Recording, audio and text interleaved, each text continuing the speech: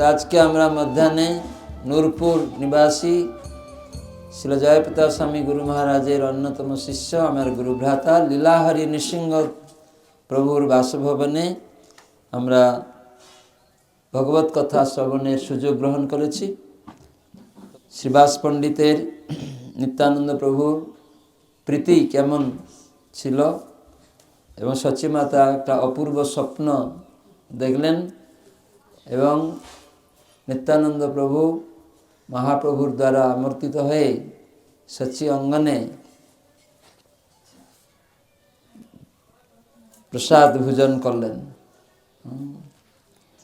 তো আমরা সেই বিষয়ে একটু শুনব। জয় নিত্যানন্দ প্রভু কি, সচি মাতা কি, মহাপ্রভু কি, শ্রীবাস ঠাকুর কি, গৌর প্রেমানন্দে। নিত্যানন্দ প্রভু তিনি শ্রীবাস পণ্ডিতের গৃহে অবস্থান করছিলেন। সেখানে তিনি নিরন্তর ঠিক ছোটবেলায় বাল্য ভাব, ছোটবেলায় যেমন চালপাল্যতা থাকে বাচ্চাদের, ঠিক সেরকম নিত্যানন্দ প্রভু তিনি বাল্যভাবেই সেখানে থাকতেন শ্রীবাস অঙ্গনে। আর তাছাড়া তার মধ্যে আর কোনো রকম ভাব প্রকাশ পেত না। শ্রীবাস ঠাকুরের বাড়িতে তিনি অন্যরকম কোনো ভাবে থাকতেন না, কেবল ছোট্ট বাচ্চার মতো বাল্য ভাব নিয়েই চাপল্যতা করে ওখানে থাকতেন। বাল্যভাবে থাকায় তিনি কি করতেন না, নিজের হাতে কখনো খেতেন না। অনেক বড় হয়ে গেছেন কিন্তু তবুও নিজের হাতে খেতেন না। সেখানে সচিমাতা নয়, শ্রীবাসের পত্নী মালিনী দেবী তিনি কি করতেন না, নিত্যানন্দ প্রভুকে পুত্রের মতোই স্নেহ করতেন আর নিজের হাতে তাকে ভাত খাওয়াই দিতেন। অনেক বড় হয়ে গেলেও ছোট বাচ্চার মতো তাকে খাওয়াতেন, অত্যন্ত স্নেহ করতেন। এই মালিনী দেবী তিনি ছিলেন অত্যন্ত পতিব্রতা। এটি নিত্যানন্দ প্রভু এই তত্ত্বটা তিনি জানতেন। মালিনী দেবী যে অত্যন্ত পতিব্রতা, এটা নিত্যানন্দ প্রভু এই গূঢ় রহস্য তিনি জানতেন। কে জানতেন নিত্যানন্দ প্রভুর গূঢ় রহস্য? মালিনী দেবী। মালিনী দেবী নিত্যানন্দ প্রভুর গূঢ় তত্ত্ব উনি উপলব্ধি করেছিলেন, জানতেন। তাই তিনি কি করতেন না, নিত্যানন্দ প্রভুকে খুব স্নেহশীলা মায়ের মতো নিজের পুত্র জ্ঞানে সবসময় তার আদর যত্ন নিতেন। কে? মালিনী মাতা। একদিন মহাপ্রভু বিশ্বম্ভর শ্রীবাসের সাথে তিনি কি করছেন, একাকী বসে কৃষ্ণ কথা আলোচনা করছিলেন। সেই সময় তিনি শ্রীবাসকে পরীক্ষা করার জন্য কিছু কথা জিজ্ঞাসা করলেন। তিনি বললেন, তুমি অবধূতকে কেন সর্বদা নিজের গৃহে আশ্রয় দিয়ে রেখেছ? কে বলছেন? মহাপ্রভু নিমাই। সেখানে গিয়ে শ্রীবাস ঠাকুরকে পরীক্ষা করার জন্য বলছেন, কেন এই নিত্যানন্দকে তোমার বাড়িতে কেন রেখেছ? আমরা তার কুল বা জাতি অথবা বংশ পরিচয় সম্বন্ধে কিছু জানি না, অথচ তুমি তোমার বাড়িতে তাকে রেখে দিয়েছ অনেক দিন যাবৎ। তুমি পরম উদার চরিত্রের ব্যক্তি বলেই আমি তোমাকে সাবধান করে দিচ্ছি। কিন্তু এটা মহাপ্রভু শ্রীবাস ঠাকুরকে এরকম বলছেন, তুমি পরম চরিত্র সরল, তা তোমাকে আমি একটু সাবধান করে দিচ্ছি। এর কুল কিনারা কিছু নেই, নিত্যানন্দের বংশ পরিচয় বলে কিছু নেই, আর তাকে তুমি কি করছো না, তোমার বাড়িতে বহুদিন ধরে রাখছো। কি ব্যাপার? জাতি কুল যার নেই, তোমাকে কিন্তু আমি সাবধান করে দিলাম। কে বলছে? মহাপ্রভু এভাবে শ্রীবাস ঠাকুরকে সাবধান করছেন। যদি নিজের জাতিকুল বা পরিবারকে রক্ষা করতে চাও তাহলে যত শীঘ্র সম্ভব এই অবধূতকে ঘর থেকে তাড়াও, তাড়িয়ে দাও এখান থেকে। মহাপ্রভুর কথা শুনে শ্রীবাস পণ্ডিত খুব হাসলেন। ঈষৎ হেসে তিনি বললেন, হে প্রভু, তুমি আমাকে এভাবে পরীক্ষা করছো, এটা কিন্তু তোমার পক্ষে উচিত হয়নি এরকম পরীক্ষা করা। তুমি জানো, কেউ যদি একদিনের জন্য তোমার ভজনা করে তাহলে সে আমার কাছে প্রাণ প্রিয় হয়ে যায়। যদি কেউ তোমার কাছে একদিনও ভজন করে তোমাকে, তাহলে সে আমার প্রাণ প্রিয় হয়ে যায়। সেখানে নিত্যানন্দ প্রভু তো তোমা হতে অভিন্ন, সে তো তোমারই দ্বিতীয় দেহ, এতে কোনো সন্দেহ নেই। এমনকি নিত্যানন্দ যদি মদ্যপান বা যবন স্ত্রী সঙ্গ উপভোগ করে আর তার ফলে যদি আমার জাতি, প্রাণ, ধন, সম্পত্তি সব কিছু বিনষ্ট হয়ে যায়, তাহলেও আমার হৃদয় তার সে পাদপদ্মে আশ্রয় হতে এক চুলো বিচ্যুত হবে না, তুমি যত আমাকে পরীক্ষা করো। তার মানে নিত্যানন্দ প্রভুর প্রতি কতটা দৃঢ় বিশ্বাস। কেন বলুন, কেন বিশ্বাস হতো শ্রীবাসে? যেহেতু মহাপ্রভুর অভিন্ন কলেবর আছেন নিত্যানন্দ, দ্বিতীয় দেহ। এখানে সেটাই বলছেন, কোনো পার্থক্য নেই তোমার থেকে। তার মানে এতটা দৃঢ় বিশ্বাস। সে যদি মদও খায়, এরকম বলছেন, নিত্যানন্দ প্রভু মদ খাবে না। যদি মদও খায়, যবনী পত্নী সঙ্গও করে, এরকম বলছেন, মানে বেশ্যার সঙ্গও যদি করে, তাও আমি তাকে কখনো ত্যাগ করতে পারবো না। অ্যাকচুয়ালি আমি তার আশ্রয় থেকে বিচ্যুত হব না, এটা আমি তোমাকে সত্য কথা বলছি। কিন্তু তো মানে নিত্যানন্দ প্রভু কেমন, কে, সেটা ওনার দৃঢ় বিশ্বাস হয়েছে শ্রীবাস ঠাকুরের, মালিনী দেবীর। এই জন্য গূঢ় তত্ত্বটা নিত্যানন্দ প্রভু বলতে তারা জানতে পেরেছেন। শ্রীবাসের মুখে এইরকম কথা শুনে মহাপ্রভু আনন্দে তীব্র হুঙ্কার দিয়ে উঠলেন এবং পণ্ডিতের বুকের উপরে চেপে বসে বললেন, মহাপ্রভু বলতে লাগলেন, শ্রীবাসের বুকের উপরে বসে একদম খুব হুঙ্কার করে কি বললেন, তোমার মুখে একই কথা শুনলাম শ্রীবাস, নিত্যানন্দের প্রতি তোমার এত দৃঢ় বিশ্বাস, এর অর্থ তুমি নিত্যানন্দের পরম গুহ্য মহিমা উপলব্ধি করতে পেরেছ। এই জন্য আমি তোমার উপর অত্যন্ত সন্তুষ্ট হয়েছি, আর তাই তোমাকে আমি বর দিতে চাই। যদি কখনো এই রকম, মানে মহাপ্রভু শ্রীবাসের প্রতি কৃপা প্রদান করছেন, পরিস্থিতিতে হয় যে স্বয়ং লক্ষ্মী দেবীকে নগরে নগরে ভিক্ষা করতে হয়। এখানে বলছেন, এখানে শ্রীবাস ঠাকুরকে একটু ইঙ্গিত দিয়ে বলছেন যে তোমার যদি কখনো কখনো পরিস্থিতি আসে যে লক্ষ্মী দেবীকে নগরে নগরে ভিক্ষা করতে হচ্ছে, তবু তোমার ঘরে কখনো দারিদ্র্য দেখা যাবে না। তার মানে কেন শ্রীবাস ঠাকুরকে মহাপ্রভু এই কথাটা বলছেন কেন, যে তোমার বাড়িতে কখনো দারিদ্রতা যাবে না? কেন? মহাপ্রভু এবং নিত্যানন্দের প্রতি তার দৃঢ় বিশ্বাস, এবং নিত্যানন্দ প্রভু কে, মহাপ্রভু কে, এটা শ্রীবাস ঠাকুর অলরেডি জেনেছেন।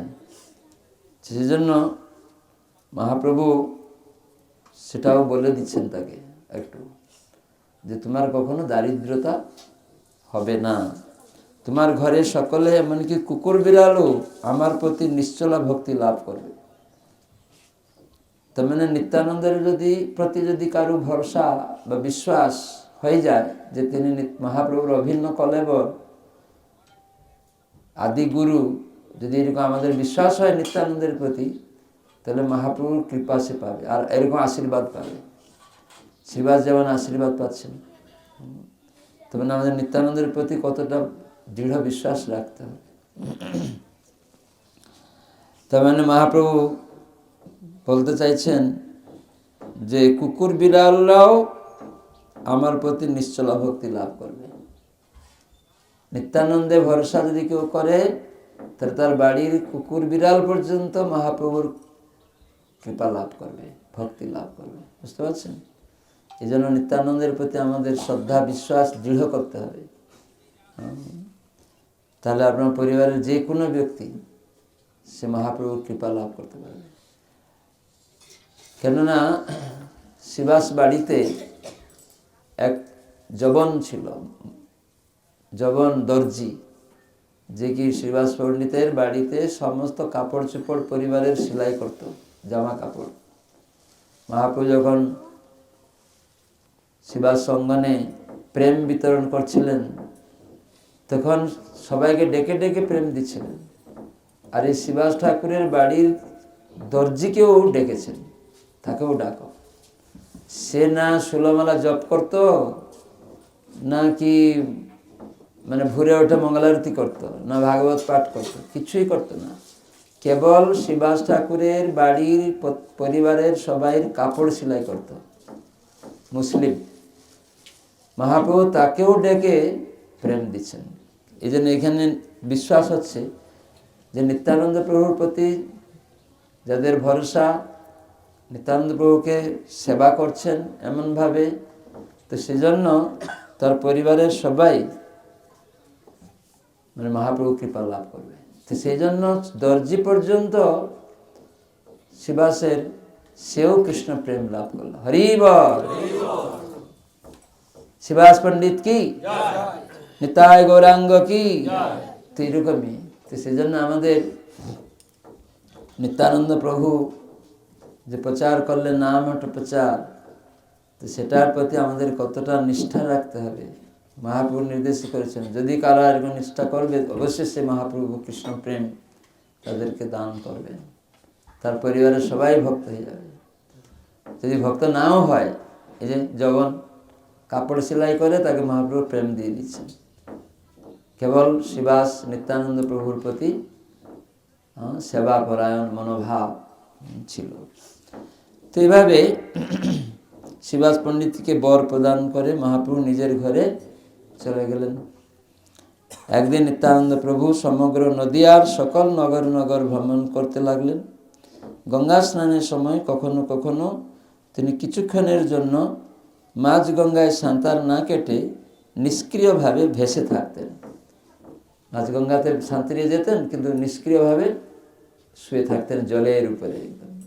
আমি দেখছি আমাদের গুরুদেব জয়প্রতাপ স্বামী গুরু মহারাজ, তিনিও গঙ্গাতে একটা জায়গায় উপরেই ভেসে থাকেন, একদম স্রোতে ভাসতে ভাসতে ভাসতে ভাসতে হুলুর ঘাটের কাছে আবার চলে আসতেন। এখানে এমন স্রোতের মধ্যেই ভেসে ভেসে আসতেন সেটা জয়প্রতাপ স্বামী গুরু। আগে যখন আমরা দেখতাম গঙ্গা স্নান করতে গুরু মহারাজ যেতেন, তিনি উপরেই ভাসে আছে, সবাই দেখতো উপরে জলের উপরেই শুয়ে আছে আর ভাসতে ভাসতে আসতেন। একবার আমরা উত্তর 24 পরগনা কানপুর নামক একটা গ্রামে গিয়েছি, হরে কৃষ্ণ উৎসব, একদম অজ গ্রামে। তো গুরু মহারাজ সেখানে গিয়েছিলেন, মাঠে পরিষ্কার করে জমিতে প্যান্ডেল প্রোগ্রাম হবে, নাটক টাটক।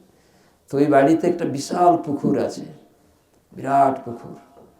তো সবাই আমরা স্নান করতে গেলাম, গুরু মহারাজ ডুব দিলেন, আর কেউ খুঁজে পাচ্ছে না। গুরু মহারাজকে আর কেউ খুঁজে পাচ্ছে না। গুরু মহারাজ ডুব দিয়ে একদম ওই এত বড় পুকুর তার শেষে চলে গেছেন। আর শেষে গিয়ে ওখানে উঠে, কখন উনি উপরে উঠে, সবাই তো দেখছে গুরু মহারাজ অত দূর যাবে, সবাই ভাবছে এরকম কোথায় কি হয়ে গেল।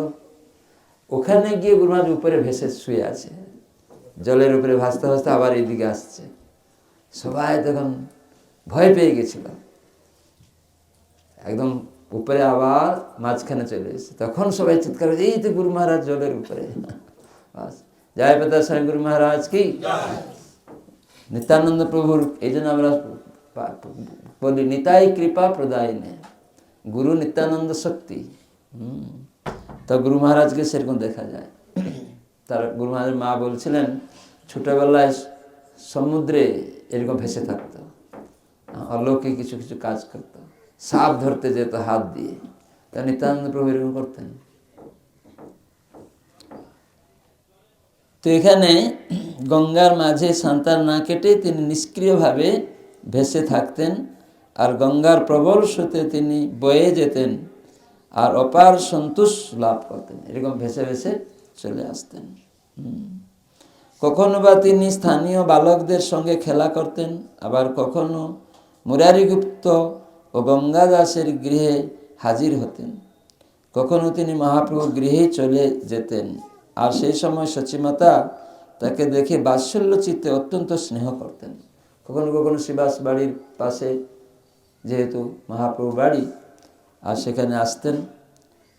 সচিমাতাও মালিনী মাতাজির মতো, মালিনী দেবীর মতো মানে পুত্র ভাব প্রকাশ করতেন, খুব স্নেহ করতেন, বাৎসল্য। নিত্যানন্দ প্রভু বাল্যভাবে আবিষ্ট হয়ে সচিমাতার চরণ ধরতে যেতেন, কিন্তু সচিমাতা তাকে সুযোগ না দিয়ে পালিয়ে যেতেন। একদিন সচিমাতা একটি অদ্ভুত স্বপ্ন দেখছিলেন রাত্রিবেলা। সেই স্বপ্নটা তিনি নিমাইকে বললেন। পরদিন রাত্রে স্বপ্ন দেখেছেন, পরদিন এটা নিমাইকে ডেকে বললেন। সে কথা গোপনে জানাচ্ছেন, কারো সামনে না, গোপনে জানাচ্ছেন। আর বিষ্ণুপ্রিয়া এটা লুকিয়ে দরজার কাছে শুনছেন সব কিছু, বিষ্ণুপ্রিয়া মাতা। তো সেখানে কি বললেন ওই স্বপ্নের কথা? বলছে, দেখো নিমাই, আমি দেখলাম তোমরা দুজন মানে তুমি আর নিতাই কি করছো না, 5 বছরের বালকের রূপ ধারণ করেছো। তোমরা দুজন 5 বছরের বয়সে হয়ে গেছো। মহাপ্রভু যখন অনেক বড়, বিবাহিত, মানে বিষ্ণুপ্রিয়া দেবী আছেন, লক্ষ্মীপ্রিয়া অপ্রকট হয়েছেন, বিষ্ণুপ্রিয়া আছেন, নিত্যানন্দ প্রভুও বড়, কিন্তু বাল্য ভাব রয়েছে। সচিমাতা স্বপ্নে তিনি নিমাই আর নিতাইকে 5 বছরের শিশুর মতো দেখছেন। আর দেখে তিনি দেখছেন কি না, ওই বাড়িতে, সচিমাতার বাড়িতে দুইজন দৌড়াদৌড়ি করছে, খেলা করছে, ঘুরে বেড়াচ্ছে সম্পূর্ণ। আবার সচিমাতা বলছে, আমি দেখলাম হঠাৎ করে তোমরা কি করলে দুইজন, না আমাদের ঠাকুর ঘরে ঢুকে গেলে। আর সেই ঠাকুর ঘরে ঢুকে গিয়ে তোমরা কি করলে না, কৃষ্ণ বলরাম বিগ্রহ দ্বয়কে বার করে নিয়ে এলে। তার মানে বোঝা যাচ্ছে সচিমাতার বাড়িতে কৃষ্ণ বলরাম বিগ্রহ সেবিত হতেন, ছোট ছোট বিগ্রহ ছিলেন।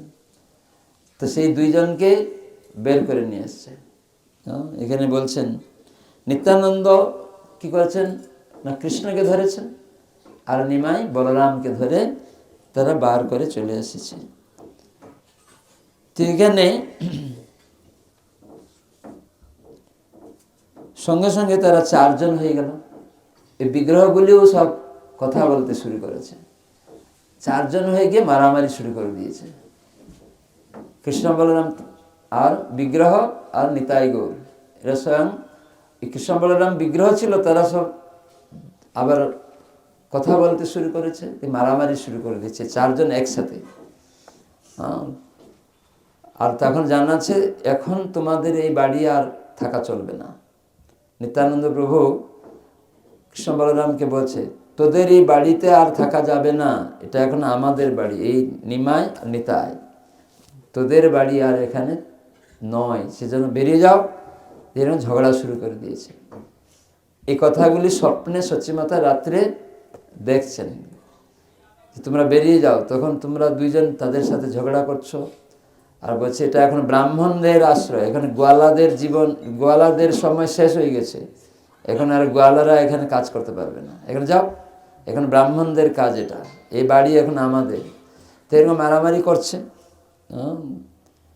তখন ছানা, মাখন, দই যেসব খাচ্ছিল দুইজন, সবাই মারামারি করে, বলছে এই শেষ হয়ে গেছে, ছানা মাখন খাওয়া দিন শেষ, এখন তোমরা ভাগো এখান থেকে, এখন ব্রাহ্মণদের অধিকার,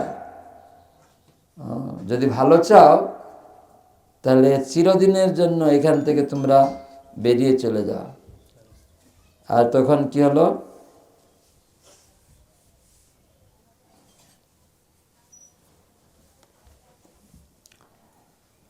যে এতদিন তোমরা যা কিছু খেয়েছো সব ফেরত দাও, সব ফেরত দিতে হবে, এগুলো সব আর খাওয়া চলবে না, এসব খাওয়া ছাড়তে হবে। এভাবে লুট খেতে থাকলে কিন্তু আমরা ছেড়ে দিব না, উত্তরে বলরাম কৃষ্ণ বলতে লাগলেন। তখন নিত্যানন্দ প্রভু বললেন, তোমরা যদি এরকম খাবে, খাওয়া দাওয়া করবে এখানে, তাহলে আমরা দুইজন তোমাদেরকে ছাড়বো না, মারবো ধরে। তখন কৃষ্ণ বলরাম তারা বলছে, কৃষ্ণ বলতে লাগলেন যে আমাদের কোনো দোষ নাই, বরং আমরাই তোদের দুজনকে, দুই ভাইকে বেঁধে রাখবো। তখন কৃষ্ণ বলরামের মধ্যে কৃষ্ণ বলছে যে আমরা কোনো দোষ করিনি, তোমরা আমাদেরকে কি বাঁধবে, কি মারবে, বার করবে? এখন বরঞ্চ আমরা তোমাদের দুইজনকে এখানে বেঁধে রাখবো। এরকম কৃষ্ণ বলতে লাগলেন, আমরা কোনো, আমাদের দোষ নেই। বলরাম নিত্যানন্দের প্রতি তর্জন গর্জন করে বলতে লাগলেন, আমি কৃষ্ণের দোহাই দিয়ে বলছি, যদি ক্ষান্ত না হোস তাহলে কিন্তু তোর কুফল ভোগ করতে হবে। সে কথা শুনে নিত্যানন্দ বলল, তোর কৃষ্ণকে আমি ভয় পাই না, কারণ গৌরচন্দ্র বিশ্বম্ভর হচ্ছে আমার প্রভু। তার মানে কৃষ্ণ তো গৌরাঙ্গ মহাপ্রভু রূপে এসেছেন, তো সেই জন্য নিত্যানন্দ প্রভু সঙ্গে সঙ্গে বলছে কৃষ্ণকে, বলরামকে, যে দেখো তোর কৃষ্ণকে আমি ভয় পাই না। বলরামকে বলছে, তোর কৃষ্ণকে আমি ভয় পাই না, কেননা আমার প্রভু হচ্ছে গৌরচন্দ্র বিশ্বম্ভর। তার মানে যে কৃষ্ণ, সে তো গৌরচন্দ্র রূপে এসছে। এই জন্য নিত্যানন্দ প্রভু সাহস করে বলছে, আমি তোর কৃষ্ণকে ভয় পাই না। বলরামকে এরকম নিত্যানন্দ প্রভু রেগে বলছেন। এভাবে তোমরা চারজন নিজেদের মধ্যে কলহ করতে করতে, অপরের মধ্যে জোর করে, কাড়াকাড়ি করে বহু খাওয়া খেতে লাগলে। তোমাদের মধ্যে কেউ কারো হাত থেকে কেড়ে খাচ্ছিল, আবার কেউ মুখ থেকে সরাসরি কেড়ে খেয়ে নিচ্ছিল। তখন নিত্যানন্দ আমাকে ডেকে বলল, হে জননী ও মা, শীঘ্র আমাকে অন্ন দাও, আমার প্রচণ্ড ক্ষুধা লেগেছে। ঠিক সেই সময় আমার ঘুমটা ভেঙে গেল। তখন মহাপ্রভুকে এই কথা বলছেন, দেখো এই স্বপ্নটা আমি দেখলাম, কিছু বুঝতে পারলাম না, তাই তোমাকে গোপনে এই কথা বলছি। সচিমাতা মহাপ্রভু নিমাইকে এই স্বপ্নের কথাগুলি বললেন, গোপনে আমি তোমাকে এটা বলছি। তো এটা তখন মহাপ্রভু এই স্বপ্নের কথা শুনেন সচিমাতা থেকে, তখন খুব হেসে বললেন মধুর ভাষাতে, মা, আমি আজ থেকে নিশ্চিত হয়ে গেলাম, তোমার এই স্বপ্নটা একটা সুস্বপ্ন হয়েছে। অন্য কারো কাছে এই কথা বলো না। এখন আমার একটা স্থির বিশ্বাস হলো, আমাদের বাড়িতে যে কৃষ্ণ বলরাম একদম জীবন্ত, এই কৃষ্ণ বলরাম যে বিগ্রহ একদম জীবন্ত। আমি যখন ভোগ লাগাতাম অর্ধেক ভোগ থাকতো না, তখন আমি মাঝে মাঝে ভাবতাম, এই মাঝখানে কেউ বিষ্ণুপ্রিয়া কি খেয়ে নিত নাকি? তো বিষ্ণুপ্রিয়া মাতা আড়ালে এগুলো শুনছিলেন, তখন হাসতে শুরু করেছে। তো বিষ্ণুপ্রিয়া মাতা তিনি তখন লজ্জা পেয়ে গেছেন। এতদিন এই কথাটা তিনি কাউকে বলেননি।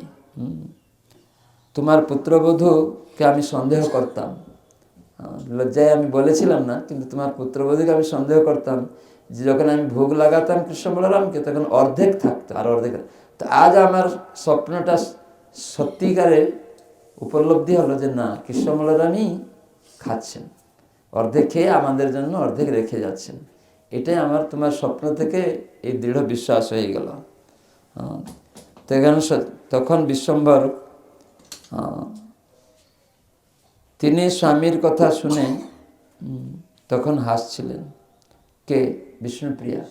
বিষ্ণুপ্রিয়া তখন এই মহাপ্রভুর কথা শুনে হাসছিলেন। আর তখন বিশ্বম্ভর শচীদেবীকে বলেন, মা, তুমি আমার কথা মন দিয়ে শুনো, তুমি যত শীঘ্র সম্ভব রন্ধন করো, আমি আজকে নিত্যানন্দকে ভোজন করার জন্য আমন্ত্রণ করব। কেন? তোমার এই স্বপ্ন নিত্যানন্দ তোমাকে খেতে চেয়েছে না, সেই জন্য আমি আজকেই ডেকে নিয়ে আসবো। পুত্রের কথা শুনে সচিমাতা খুব সন্তুষ্ট হয়েছিলেন এবং আনন্দ মনে তখন রান্না শুরু করে দিলেন, ভোজন করতে তখন আয়োজন শুরু করলেন। তখন চৈতন্য মহাপ্রভু আর নিত্যানন্দ প্রভুকে আমার প্রাণ স্বরূপ জেনে আমি বৃন্দাবন দাস, এখানে বৃন্দাবন দাস ঠাকুর এই কথাগুলি বলছেন যে এই সমস্ত সচিমাতার স্বপ্ন সব শ্রবণ করে নিত্যানন্দ প্রভু মহাপ্রভুর এই ধরনের কথা শুনে তখন খুব নিজেকে ভাবছেন যে এরা আমার প্রাণ। বৃন্দাবন দাস ঠাকুর ইনি রচনা করছেন এই লীলাগুলি খুব সুন্দর করে, যে তাদের পাদপদ্মের যুগলে মহিমা আমি কীর্তন করব। তিনি কীর্তন করেছেন এইসব, সেজন্য বৃন্দাবন দাস ঠাকুর নিত্যানন্দ প্রভুর শিষ্য, তিনি সব নিত্যানন্দের চরিত্রটা বেশি করে বর্ণনা করেছেন। তা এখন কি হলো না, এই স্বপ্ন তো হয়ে গেল, তো সচিমাতাকে আদেশ নিয়ে মহাপ্রভু চলে গেলেন শিবাসঙ্গনে। শিবাসঙ্গনে গিয়ে নিত্যানন্দ প্রভুকে আমন্ত্রণ করলেন যে যেতে হবে, আমার বাড়িতে তোমাকে আজকে ভোজন করতে হবে। এই কথা নিমন্ত্রণ করতে গিয়েছিলেন। মহাপ্রভু বললেন, ও গোসাই, আজ কৃপা করে আমার গৃহে এসে ভোজন করো, তবে মনে রাখবে সেখানে গিয়ে কোনো চপলতা বা চঞ্চলতা করবে না। মহাপ্রভু নিত্যানন্দ প্রভুকে বলছেন, কারণ নিত্যানন্দ প্রভু বাল্য স্বভাবে থাকে, অনেক বয়স্ক, কখনো কখনো দিগম্বর থাকে, বস্ত্র থাকে না। সেই জন্য বলছে আমার বাড়ি আসছো, কিন্তু এইরকম বাল্য চাপল্যতা মনোভাব যেন তোমার না হয়। তখন নিত্যানন্দ প্রভু বলছে, আরে আমার কথা বলছো তুমি? তুমি তো নিজে এক চপল, তুমি এক বালক রূপে চপল রূপে থাকো, আর আমাকে তুমি দোষ দিচ্ছ। এরকম দুইজন হাসতে হাসতে নিতাই গৌর সচিমাতার বাড়িতে এসে পৌঁছে গেলেন। দুইজন পরিহাস করছেন, করতে করতে এসে তখন পদধৌত করে সচিমাতা এদিকে সুন্দর রন্ধন করেছিলেন, তখন দুইজনকে ভোজন করাতে বসিয়ে দিলেন। সমস্ত সুন্দর আসন পাতা দিয়ে ভোজন করাতে লাগলেন। সচিমাতা নিজে সব পরিবেশন করছেন। এই ভোজন করতে করতে সচিমাতা দেখছেন, ওই যে স্বপ্নে দেখেছিলেন, দেখছেন হঠাৎ করে এই কৃষ্ণ বলরাম না নিতাই গৌর যে ভোজন করছিলেন, ওই যে রাত্রে দেখেছিলেন এই নিতাই গৌর কি হয়ে গেছে না 5 বছরের শিশু হয়ে গেছে। দুইজন 5 বছরের শিশু হয়ে গেছেন। আবার দেখছেন কৃষ্ণ বলরাম, আবার দেখছেন নিতাই গৌর, ওই যে স্বপ্নে দেখেছিল সেইগুলো তার খাচ্ছে। তখন সচিমাতা এইরকম দেখে অজ্ঞান হয়ে গেছে। তখন মহাপ্রভু তাড়াহুড়া করে দৌড়ে গিয়ে ভোজন থেকে উঠে সচিমাতাকে ডাকছেন। তখন সচিমাতা একদম এই দর্শন করে তিনি প্রেমে বিহ্বল হয়ে সেখানে অজ্ঞান ছিলেন। আর মহাপ্রভু আস্তে আস্তে আস্তে আস্তে তাকে প্রবোধালেন। তারপরে সচিমাতার সঙ্গে আসলো। জয় নিতাই গৌরাঙ্গ কি। তো এরকম একটা সচি অঙ্গনে ভোজন লীলা আমরা শুনলাম। বৃন্দাবন দাস ঠাকুর এরকম সুন্দর সুন্দর লীলা বর্ণনা করেছেন।